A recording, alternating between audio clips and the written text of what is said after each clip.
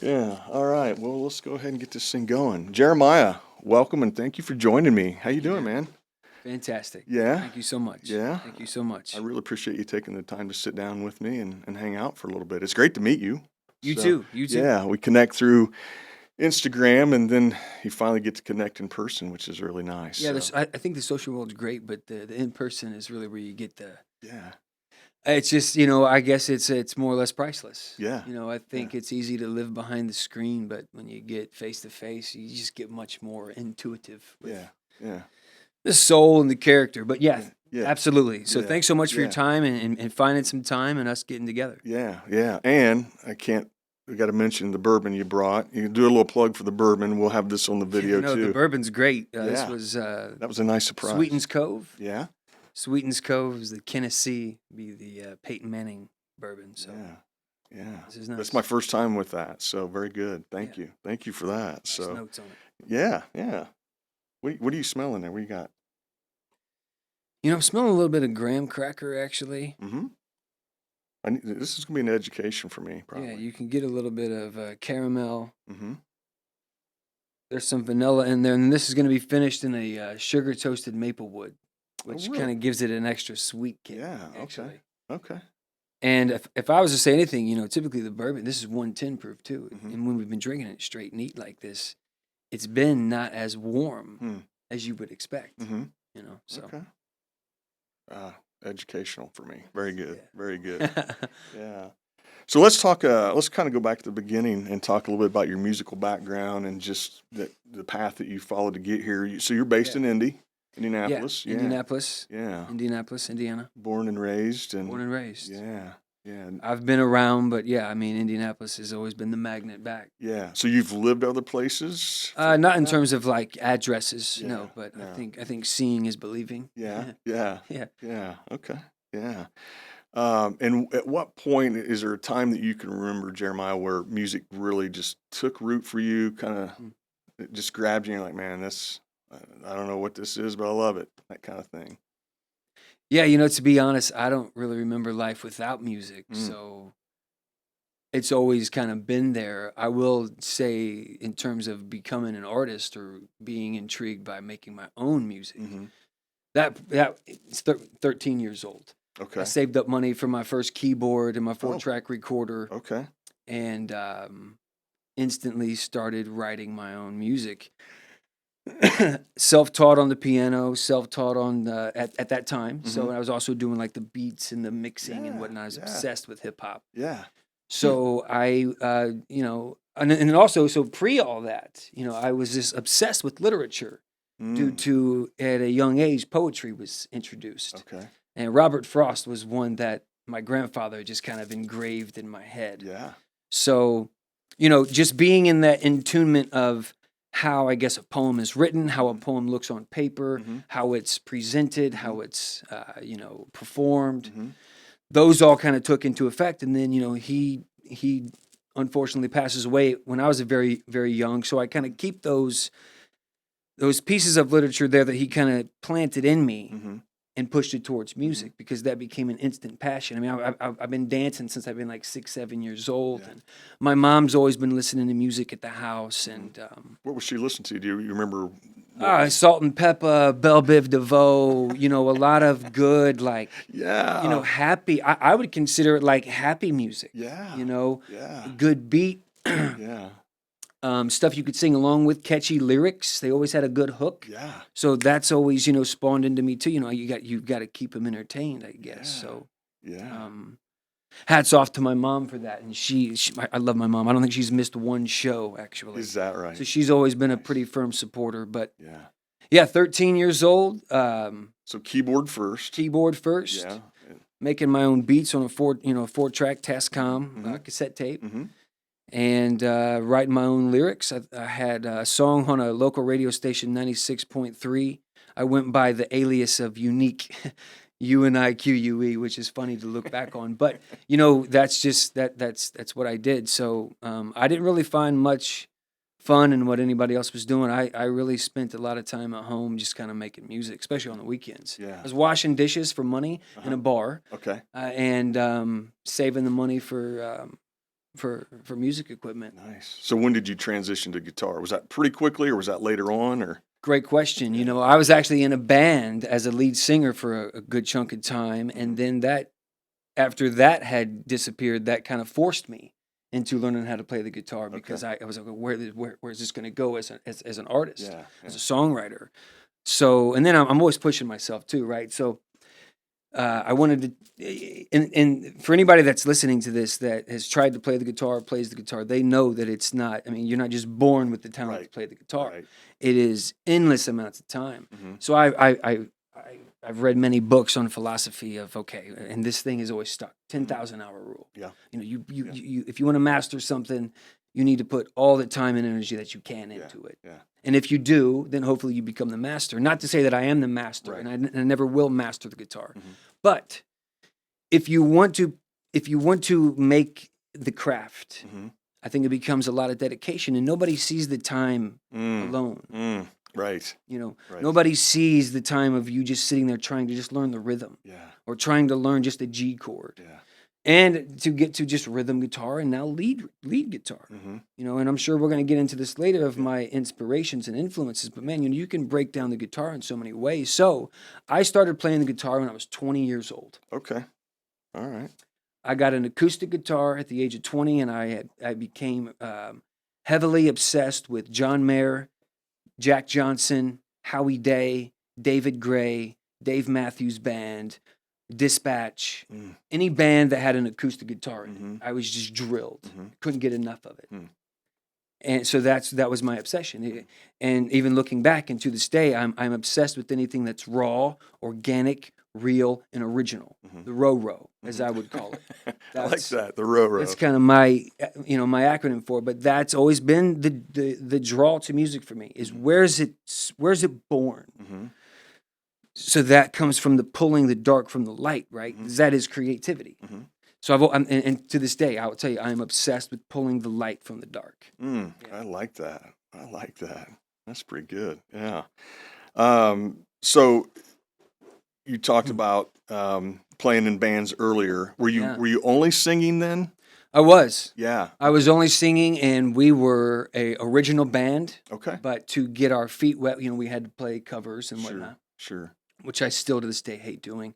But then it was like pulling eye teeth. Yeah. And the band was great. The band was just so exploratory, and the freedom of being in the room with other people and just playing. It's really I don't know, it's cosmic. Yeah.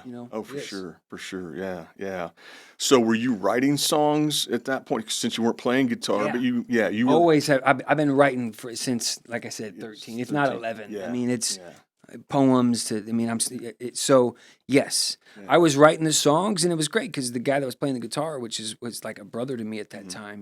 We had so much time together to be able to bleed creatively with one another. I think that really just also pushed me to know, okay, look, there's so much more room to grow. Because looking back, I don't even know if I knew what I was doing. You know what I mean? Yeah. So it's a long journey. Yeah, it is. So tell me about your songwriting process, and maybe how it's evolved from when you wrote that first one you talked about that played on the radio. But tell me a little bit about that process, your songwriting process.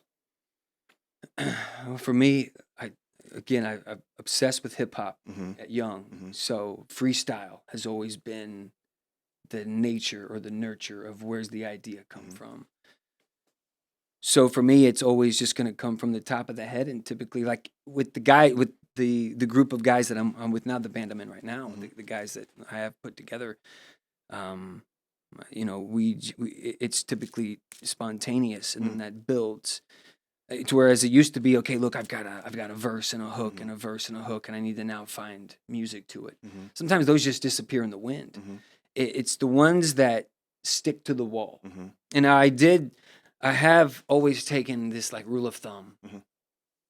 And when I was in my young 20s, I was writing at least 2 songs a day. So that forces you to learn more, Mm-hmm. different chord changes, different ways to, do all kinds of stuff. And then it turned into a cover a day. Mm-hmm. Learn somebody else's song a day. Mm. And that's great because you learn other techniques Mm-hmm. and other rhythms and really music as creative as music is, it's really a game of just learn. Mm-hmm. It's a game of thieves and a game of learning because it's Yeah. A B C D E F G. Gee, right. And you can only do so many rhythms of pattern to make somebody's feet move. Right. So it isn't like it's this unique game, but it is a journey Mm-hmm. to figure out the language. Mm-hmm. And that I'm not here to give away any of those secrets of the language. But I will say that the writing process is something that I think comes from each individual. I don't have the right answer Mm-hmm. on how to write any song. So the songs, at least the songs that you've released to this point, were a group effort, or was it pretty much your idea and then they just fine-tuned it, or? Great question. In the most recent release, those are songs that I have written, all of those songs. Mm-hmm. And then the instrumentation on those are through the studio musicians. Mm-hmm. James Ledesma would be my bass player. Okay. I had Joe Connolly from Gunner and the Grizzly Boys out of Michigan, great country band, come and play the drums. I had Michael Clark come and play the dobro and the steel guitar he was on the Bob and Tom band. He's played with John Mellencamp, a couple other guys. And then, so we kind of come together with me as a folk artist, if you will, and the acoustic guitar, and this is what I have. Mm-hmm. And then that kind of evolves. Mm-hmm. Now, what I like about the project that I currently have of stuff that I have not released is this is going to be stuff that's become, I guess, full before it's recorded. Mm-hmm. It's already there. Yeah. The blueprint is much bigger than an acoustic, vocals, bass, and okay, here's the rhythm. Mm-hmm. Now it's okay, here's the full structure, Mm-hmm. and the drummer's got a part, Mm-hmm. and in the pieces of the puzzle have a part, which make it fun for us Mm-hmm. when we play, because again, that's the language, that's the cosmic language when you're on stage with one another, or even just in a room like this, playing. You speak through music. Yeah, I love that. So where we're at speaking musically, I can't wait for this next one. Now, don't get me wrong. This last EP, Get There When I Can, was phenomenal. I'm very proud of it. There's still more that was recorded then that hasn't been released. Yeah. But what we have coming up is what I'm probably the most excited for.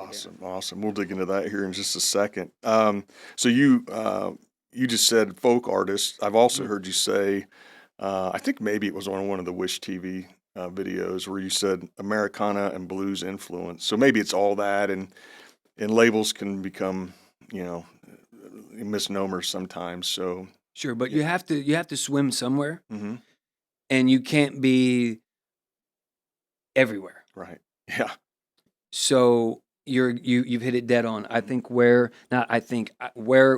I am as an artist is I'm swimming in the Americana modern rock genre. Okay. Yeah. I like it.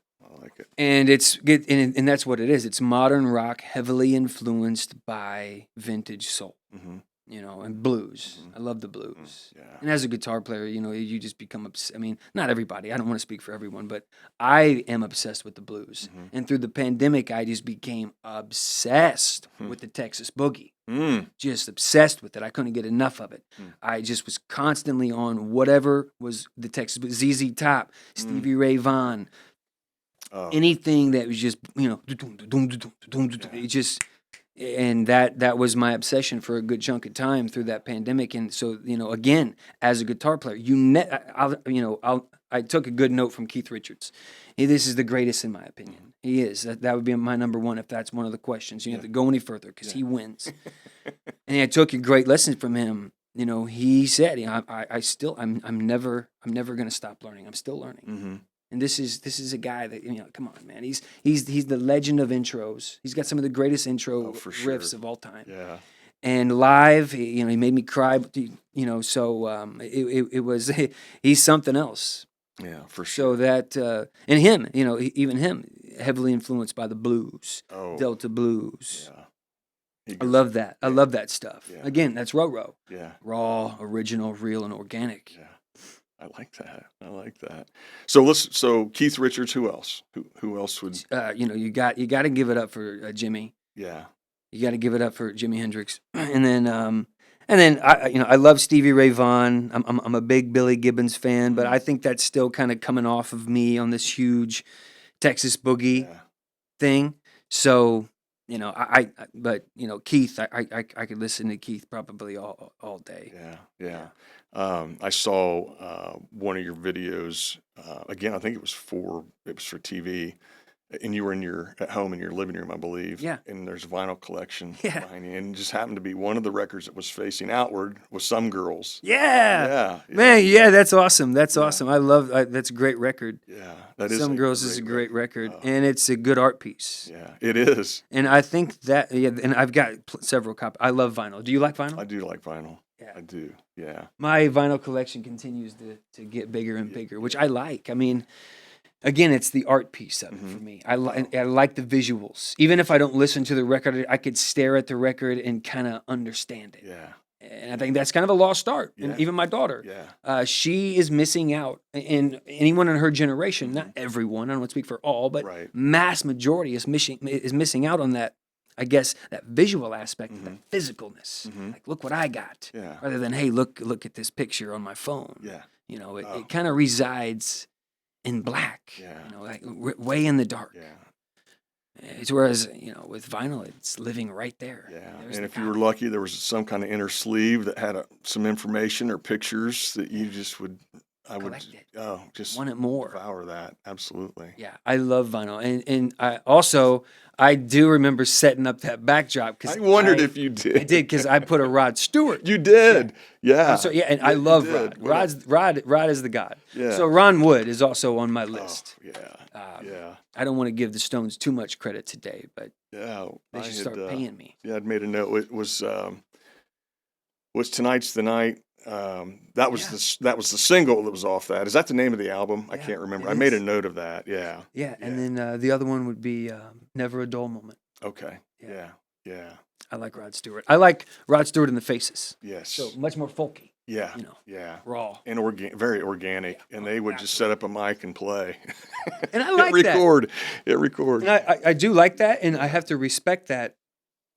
Anything that's doing that in today's world, like the Jack Whites, Oh yeah. the Black Keys, anyone that's still trying to keep it a little bit more organic and not as polished. Right. I'm even getting down to the point to try to talk the guys into, and the producer on this next record to do no click track. Okay. And make it like like Bruce Springsteen style. We will do it really raw. So You gonna win? Will that work? we'll see. We'll see. They'll say, "Oh, you'll never," but Yeah. it is what it is. Yeah, I think it comes, but why not do it? Why can't you do it? Yeah. I don't. I'm not. It's not like I'm going to be on top 40 radio. So why can't we do what we want to do? Yeah. So that's where I'm at. Well, good luck with that. I hope it works. I hope it works out in your favor. Me too. So we're going to dig into your music here in just a second. But one last thing, I just absolutely love your voice and the way you do your phrasing and just. And I'm not a singer, so I don't know all the words to describe how you approach it. But it's so unique. At what point did you develop that? Is that something that developed over time? You clearly have some confidence, and I would think most singers at some point have to jump that hurdle of, I'm confident. I feel pretty confident. What a hurdle to jump. Yeah. Because I never joined the band to perform. Right. Yeah. Matter of fact, I puked multiple times the first time we ever performed, and it was for my family. Yeah. I mean, the first time you perform in a band, it's not, you're not performing at Bankers Life Fieldhouse or something, Market Square Arena. Right. You're performing at a local pub down the street. Yeah. At the age of 17, you've got to sit in the back before you can even come in. Yeah. So, that and then to the I guess to the delivery point of I really don't know. I think where I've always been lucky and blessed is I've always been told that I could do whatever I want to do. And when I sat down with the band, the first band that we were in with the music and stuff, I was like, I don't know what to do. And they were like, well, just do what feels comfortable. I was like, wow, what a way to approach it. So I approached it as if I was honestly approaching the hip hop stuff I was doing at the house by myself. I was like, well, let's just go. and the verbiage in the literature, I think that just comes over time. I'm not a reader. I'm trying to be a better reader. I feel like I could get better on the literature aspect. But I don't know. I mean, I don't know. I really don't know where the delivery part comes from. But I never really liked my voice at the beginning. I didn't think I could sing. I definitely knew I couldn't perform, and that honestly opened up a whole nother window of I guess we'll call it rush, major rush, especially when you're doing it, for certain places. Sure, yeah. When you've put in a lot of time and effort to get up there and do this, and again, another thing that nobody puts in a lot of credit for is the legwork it takes to get on some of these stages as an original artist, trying to do, we're not a cover band. No, these are songs that I wrote in the bathroom by myself. Yeah. So, I think, and then to anybody listening, the other key is just always be you. Again, the original part, I think, is always going to win, especially when you're face to face and in person. It's easy to be fake on the internet. It's the easiest thing to do. We see it every day. But I think when you break down the shell and you get to the yolk, you know what the shake is right there. Yeah, nice. Okay. So 2010, in December 2010, you released "Hold Steady." Yeah, 4-song release. I could listen. What a to that. great time! Oh man, we'll talk about that time. I could listen to that EP all day long. No Seriously, I'd love to hear that. Yeah, Jared. I'm seriously. I'd love to hear I love it. You can ask my wife. I kept telling her when we were on vacation, I'm like, this is fantastic. So, and I'm not just saying that, as I said. So, it was a fantastic time. That was really early in my writing career. Okay. That was cut at the Sound Kitchen in Nashville, Tennessee. Oh, okay. World famous studio. I cut it in Studio B. With some of the greatest musicians at that time that I could find. The drummer on that is Pete Abbott from the Average White Band. No kidding. Yeah, he was, I forget the years he was with them, but I got together some really good session musicians, and I showed Pete a demo that I had put together. We picked a couple songs, and I went down there and knocked that out with Mike Puwal, who has worked with everybody. He's from Detroit. That was my producer at the time. We still are in touch. Worked with Mike on that. That was mastered by Andy Van Det out of New York City and Master Disc, who also mastered this last one. So it was really a learning experience. And it was fast though. It was really fast. So looking back, it was just such a magical time, but it was just so fast. Because people think, okay, well, how long did that take you to cut that record? It took a day. We knocked that out in a day. And then it's done. So for me, I kind of missed out on this creative part, if you will, of letting the songs explode and evolve and grow. So the songs I brought to the table there, I think they matured really fast. They matured really fast. But I do get that a lot. I do hear a lot of folks say that they like the Hold Steady EP. Yeah, it's outstanding. In general, Jeremiah, I think your music. It just sounds familiar to me. From the first time I heard it, I thought, man, this just sounds familiar and comfortable to me. And it started right from that one. So lipsticks and cigarettes, that's got a really, and now it makes sense because you said Pete Abbott, throughout, a really snappy snare sound throughout the whole EP. Is that you playing slide on that song? That's Mike Puwal. Okay. That's the producer. Okay. We were actually, so that was the last song that was done of the day. Okay. And we didn't necessarily have enough time to record that one. But I said, look, guys, I got one more. My wife's going to kill me if I don't at least, let you guys hear this one real quick. Yeah. So I cut it with me raw and the acoustic guitar in the booth. Okay. Pete listened to it back one time. Bang, goes in, lays the drums down. He has to boogie. He bounces. He's like, hey, there they are, and now we can play with them. Now we can put the drums where we want. So then it came down to, okay, me and the producer decided, okay, what else needs to come in this? So that was a fun one. Notice it also has different instrumentation than the rest of the songs on there. And that was because we were just kind of hanging out really late at night, and we had some fried chicken down the street. And we came back, and he's like, "Hey, we need to put some slide guitar on this." Yeah. I said, "I think you're right." And it works. There's a couple other things in there. He's got a couple tiger sounds in there too that are way undertoned. But okay. that's just a really fun process. Yeah. That is, it becomes an obsession too. Yeah. You can get obsessed with sitting in that studio. Oh, I bet. You said you did it in one day. Was it because of time? I'm 2 sure days, money. technically 2 days. I mean, Money. you go in. Yeah, money's always Sure. the thing, but Yeah. you've also got to think there's other bands coming in the next day. Yeah. The producer's got other things to do. Yeah. All those session musicians might be at another studio tomorrow or at 4 o'clock. Yeah. So time is always money, Yeah. and that's why you better come ready to go. Yeah. The day of go, the day of red button. It better be time to shine. Or you're just wasting your time. Yeah. Yeah. Good deal. Yeah.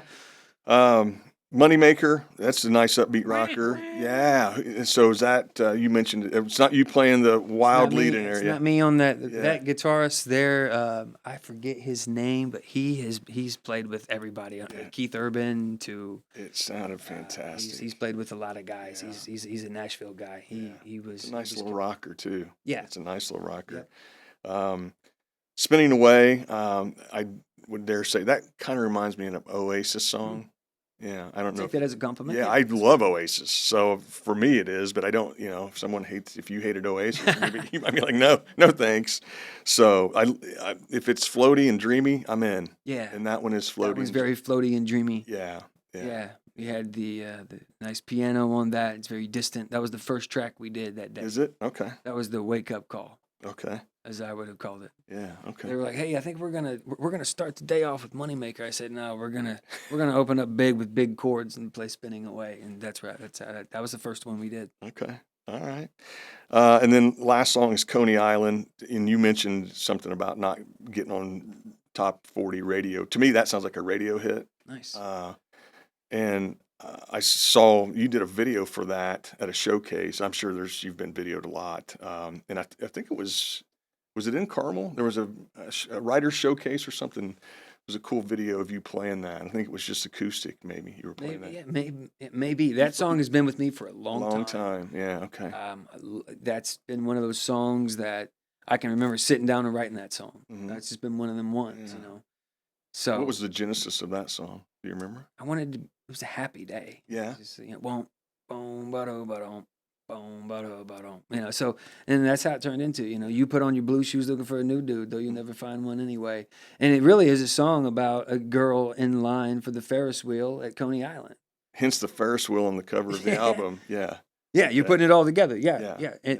Yes, exactly. Okay. And I've always had an obsession with New York City. I married my wife in the middle of New York City, Central Park. Nice. At the Bethesda Fountain. So I've Okay. always had New York. I've always been infatuated with it. So then when I hadn't been yet, it was still something that I would even write about. Mm-hmm. Going there, being there. Yeah. So Yeah. yeah. Very nice. That's kind of where Coney Island stems from. Okay. Cool. And then there's a break because then you started releasing more music in 2022.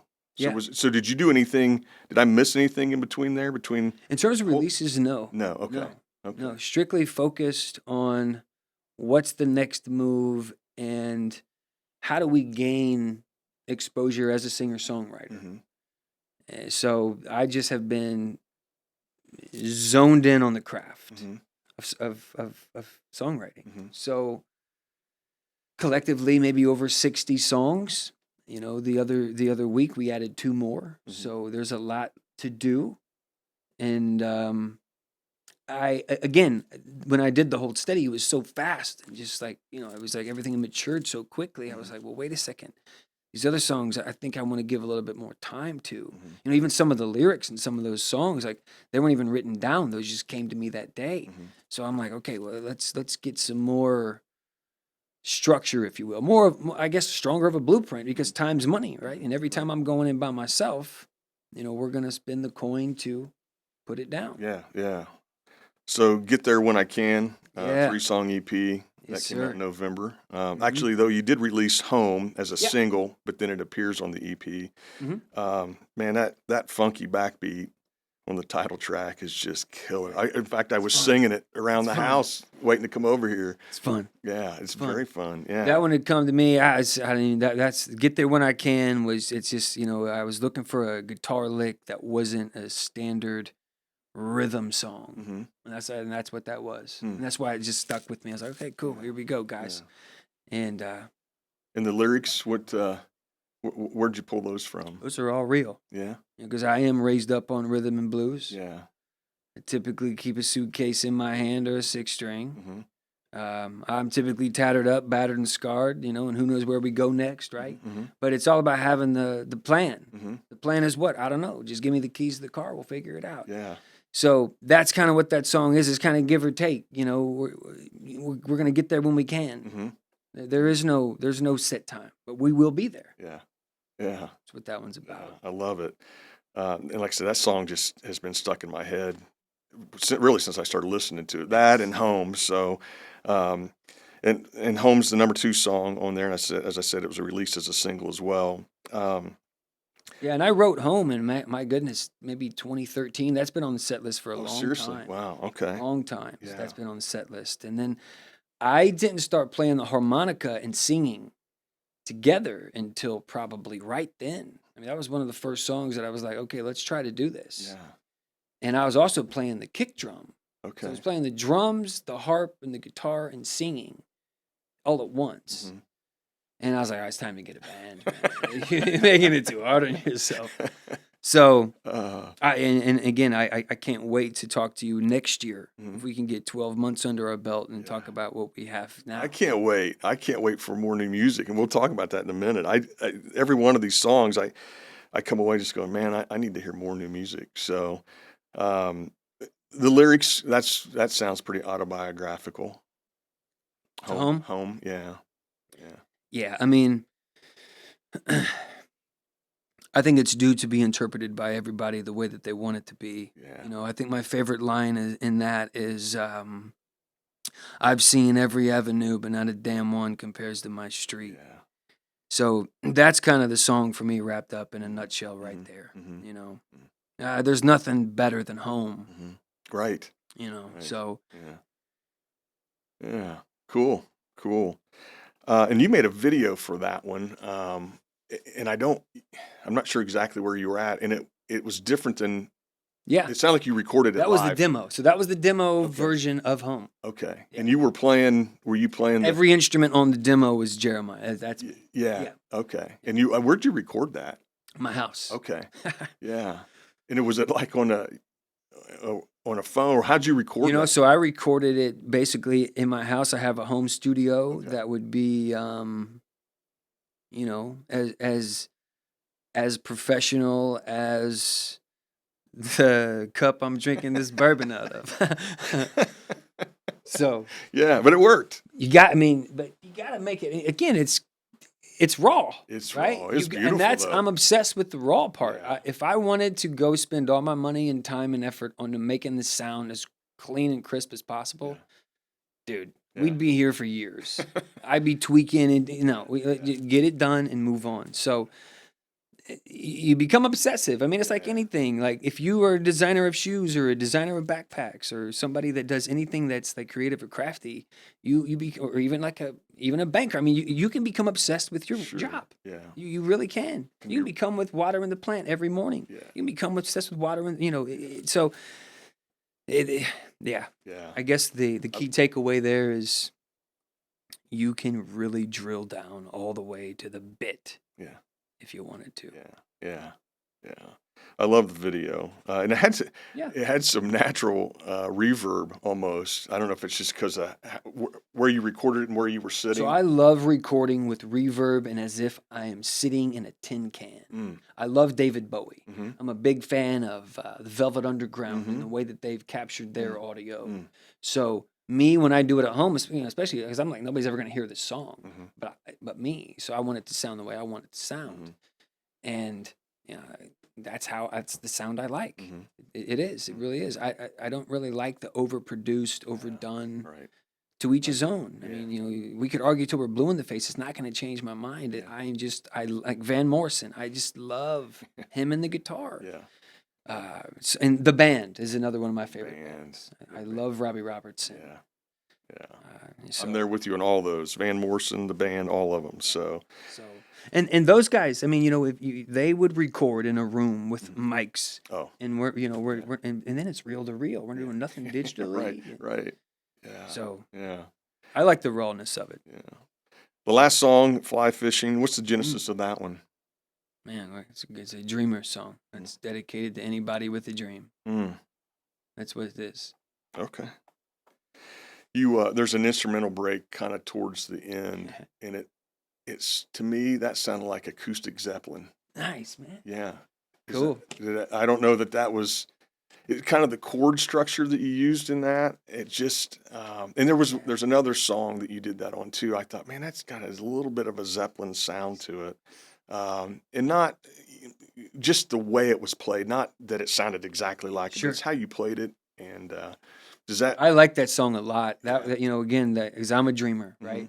So that's a song dedicated to the dreamers, and it's the longest song that we recorded through that whole session, and it's because I wanted it to be. You know, I didn't strip it down, and that musical break in there was written by myself and my bass player, the bass player James, and that was something that we kind of came up with because before we went into the studio to record this, we were meeting, my goodness, like, you know, 2 or 3 times a week, just getting the structure down and the time down. So we knew the time was just going to be, you know, boom, and then we're done and we could finish the rest.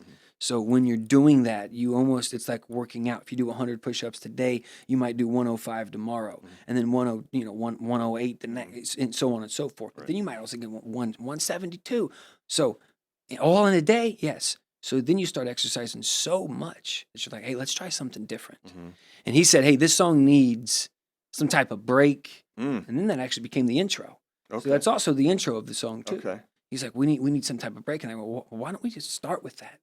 So great call out on that. And I really appreciate you taking the time and listening to the songs like that. Absolutely. You know, that's great. Yeah, I heard an interview. You mentioned Jack White, and I heard an interview with Jack, and it was a discussion about active listening and passive listening, and I've always been an active listener. I can tell. So yeah, so You've got the knack, Darren. You got the knack. Yeah, and you finish with that fearless until the day I die. I love that. Yeah. What's that? So it's a dreamer song, but now you're fearless. Talk a little bit about that. What a line, though. Yeah, that's a great line. I mean, I think that should be the dreamer attitude, right? There is fear. Fear is something that I think is self-induced. For sure. Once you become unafraid, anything is possible. That's the line. Yeah. That's it. And you strike me as a guy that's living it too. And I mean, I wish I was living it to the extreme, and I'm trying to get better at that. So I think that's why I'm writing records, because I have something to say. And just like Willie Nelson said, if you got nothing to say, you can't cut a record.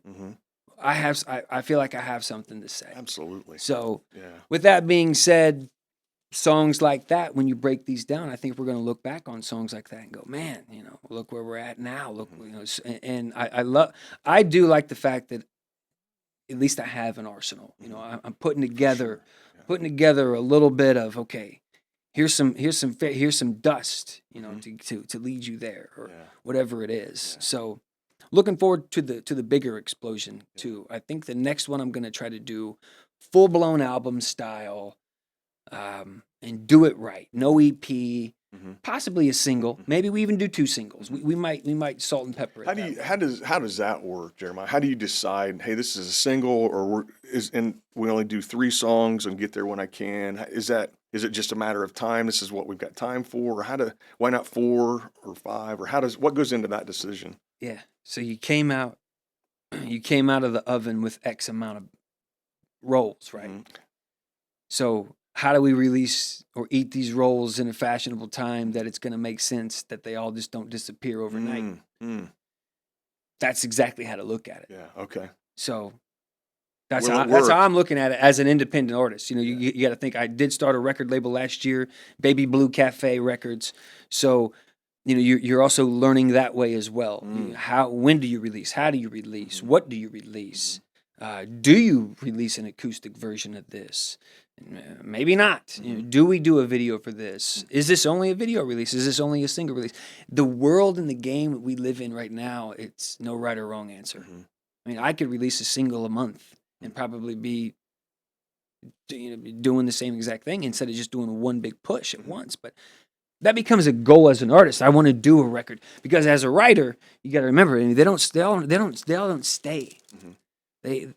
They come and go. I mean, on my set list right now, none of those songs on the set list right now were on the set list then. Hmm. You know, Okay. none of them. Okay. You know, and hardly any of the songs that are on the set list now were on the set list 2 years ago, 3 years ago. So you have to also remember to capture it all. Mm-hmm. But then that's a great question. How do you release it? Mm-hmm. I don't know. Yeah. I think that's a science that it's like watching the stars. Right? Yeah. Who knows if they're going to be out tonight or tomorrow, and there might Right. be cloud coverage. Yeah. There's no right or wrong answer. Yeah. Right. Right. But for me, as an artist, I want to release one big boom, Mm-hmm. and then from there we'll probably, I mean, we'll see what goes from there. But with these guys, you know, like I said, we're doing some really cool stuff. Cool. Good. Well, that segues into what I wanted to talk about next is your live performance. So how you talked about songs that are on your set list now that weren't on your set list back in the day. How have the songs evolved and how's your playing evolved over the years? If we'd have seen, and I've seen some video of you from 10 years ago, 12 years, actually 2010, 2011, but how has that evolved for you, the live performance? It's like a boxer. Hmm. It's how it is. I mean, it's getting ring time. Mm. And the more ring time you get, you know, faster you look, the more at ease you look. Mm-hmm. It's kind of the approach I've taken to this. I mean, it's kind of like an athlete approaches their craft is how a musician, how I'm approaching my craft. Mm-hmm. And you know, I when I was very young, I think you're just so innocent and you're just learning on the fly. Mm-hmm. And again, I'm just very lucky to be loved and blessed with, you know, people that were supporting me. Mm-hmm. So you're able to go out there and maybe make a fool of yourself, and not mean to. Right. You know, I can recall several times you get up there and you just forget what, you know, you know, how's this song start? Mm. You know, and so it comes to, I don't know, you know, I love the spontaneity Mm-hmm. of performing. Mm. I would not be an artist that anyone would come and see on tour, and my show is the same every night. Okay. It's gonna be, the set list is probably gonna be different. Mm-hmm. Some, you know, it's gonna be some. That's how I perform. Mm-hmm. I'm getting my kicks off that too. Mm-hmm. You know, if I mess up in a song and I catch it, and you know, then it's not messed up, Yeah. or we finish the song in a different way and it was really cool. Mm-hmm. That's magical. Mm-hmm. I like those parts. I also like the fact when you can say, hey, look, we're going to play a song from boom to boom and be done, and it's going to be strict in structure, and that's how it is. Mm-hmm. There's something there too, Mm-hmm. but it also gets a little boring. Mm-hmm. So I think that's that, to answer your question, I don't know. You know, I don't think I'll ever be the, I'll never look at myself and go, great performance. Mm-hmm. Great performance, Jeremiah. No, because I'm thinking of so many other things. I'm thinking of dissecting how I missed the D chord, or, Mm-hmm. you know, how I messed up the, and it should have been was, or, Yeah. you know, Cliff should have been moon. It's pretty euphoric, Mm-hmm. the performance aspect, as you know. So Yeah. I don't know. It's constantly going Yeah. to be growing Yeah. too. Yeah. You said before we hit record, you're just looking to play as many shows as you can. Is there? Mm. Do you have a goal? Is there a number, or on average, in a non-COVID situation, how many shows do you tend to play a year? Yeah, man. Non-COVID situation. Let's do at least 3 to 4 gigs a month Okay. at minimum. Yeah. Okay. So, and then some of the goals I've set this year is I'd like to stretch all the way to Wisconsin, Nice. Pennsylvania. I'd like to get to Tennessee a little bit more, 100%. And yeah, I mean, you know, some of these local stages, if anybody's listening that is interested, you know, I would love to play the hi-fi. I would love to play the lo-fi. Mm-hmm. I think the Vogue is on my list as well, Mhm. of some places that I'd like to play. Mhm. I love playing outdoor venues. Our music is so outdoor venue friendly, Mhm. and you know, it's it's acceptable, I think, in some of these modern circles of where music is being played. And we can always kick in a couple cover tunes. If I'm forced to play a cover song, we're gonna play some Tom Petty or Johnny Cash. It's not gonna be like unfamiliar. Right. But I'm trying to hang my hat on some of this original music right now. For So sure. these venues that I just spout out, that's where we wanna release Yeah. the And are you you just doing your own booking? Are you the one doing the legwork on that? for the current moment, yes, and I'm also seeking booking reps and agents as we speak. 'Cause it's much easier, when you got multiple people picking up the phone. Absolutely. Yeah. You know how that is. Yeah. That comes with anything, Sure. right? Yeah. So, yeah, Yeah. I got a feeling it'll happen. I got a feeling it's going to happen. So, right on, Darren. yeah. So tell me a little bit about your live rig. I've seen some of it on TV. I've seen you, so this last EP, very nice blend of acoustic and some electric Yeah. undercurrent or underneath I'm there. playing both acoustic and electric on Yeah, that. and on the live stuff I've seen you on TV and some of the videos, it's all electric, and I'm sure you're mixing it up. But Typically both, yeah. yeah. So tell me about your live rig. I'm a guitar guy, so I geek out on that kind of stuff. Yeah, so my weapon of choice is the guitar. I have a Martin as my acoustic. I love the Martin. I carry the Talk around everywhere, my Takamine, because that's been with me since the day I started playing. So that becomes kind of like its own thing, right? Yeah. That's OG. That's old girl. She goes everywhere. Okay. Even if she's not on the record, she's gonna be in the room. Yeah. So, and I love the acoustic. And you're gonna probably see me live on stage, probably do a song acoustic, if not two. Somewhere in the set, whether it be right before the last couple songs or to come out to.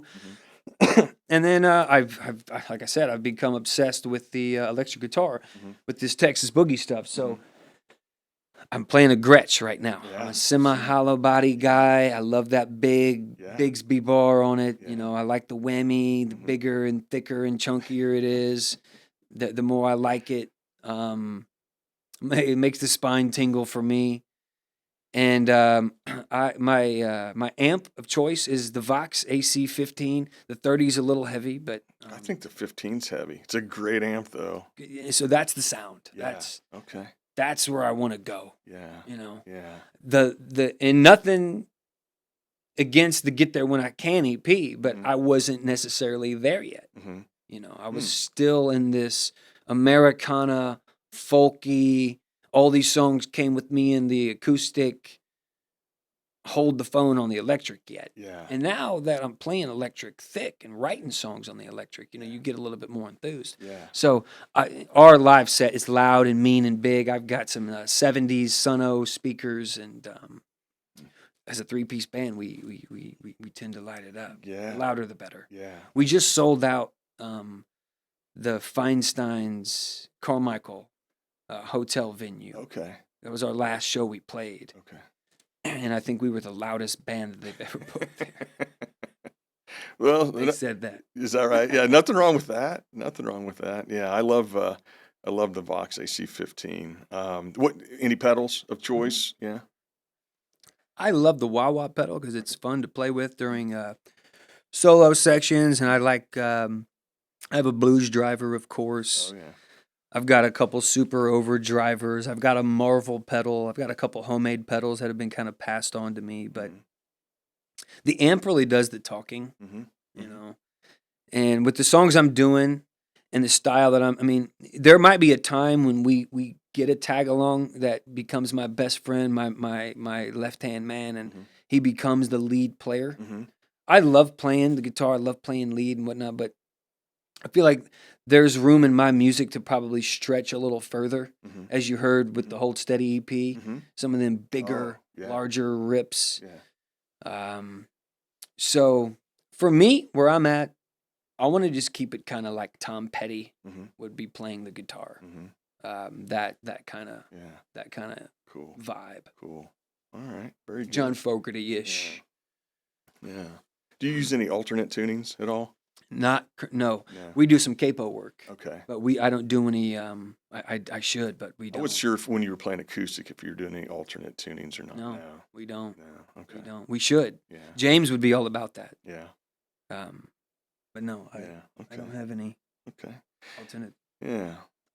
Well, we'll wrap up here, and then I think what we'll do is we'll wrap, and then we'll do the song, and then Cool. we'll add it in at the end of the Yeah. podcast, so, or somewhere in there, but we'll do that at the end. So what's you've alluded to a little bit more new music, but what's on your radar for 2023?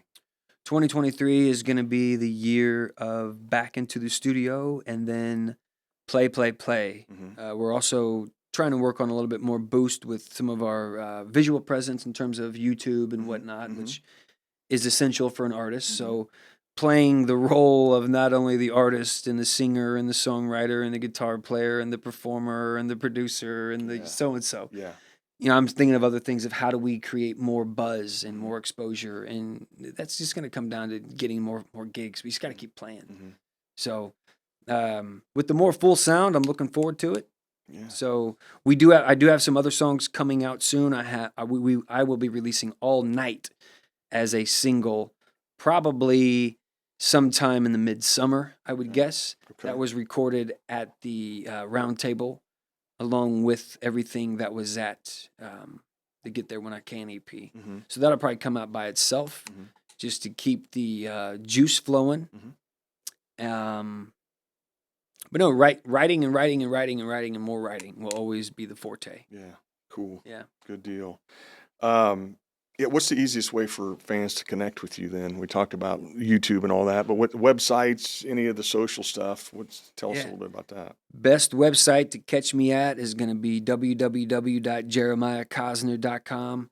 That's going to have all the links to all of my Apple Music, Spotify playlists, Amazon videos, live performances, like you said on Wish TV. We've got that exclusive video up there. We'll probably be back up there again, I would guess soon, for an acoustic performance. And then Instagram, of course, is going to be at Jeremiah Cosner, Cosner. Facebook, I tend to be on, but I'm not as much. I try to keep it simple. So Instagram is probably my most used social tool for those that are listening. And then, yeah, digitally, if you do end up picking up the album or buying any of my music, please feel free to reach out via Instagram with the message. I'd be happy to collectively either send you something in the mail as a thank you or get you connected to our merchandise, which we have a lot of cool new merchandise coming up, a lot of new designs. I would be more than happy to assist with making any of those purchases validated and emphasized. Yeah, awesome. Awesome. Good deal. Okay. Well, hey, thanks for joining me, man. Yeah, and thank you. most of all, thanks for the music. Yeah. Really, seriously, the music is outstanding. I can't wait to hear more of it, and I wish you the best for everything that lies ahead this year and beyond. So, Thank you so much, Dan. awesome, man. Awesome. Thanks. All right. Appreciate you. All right. Yeah.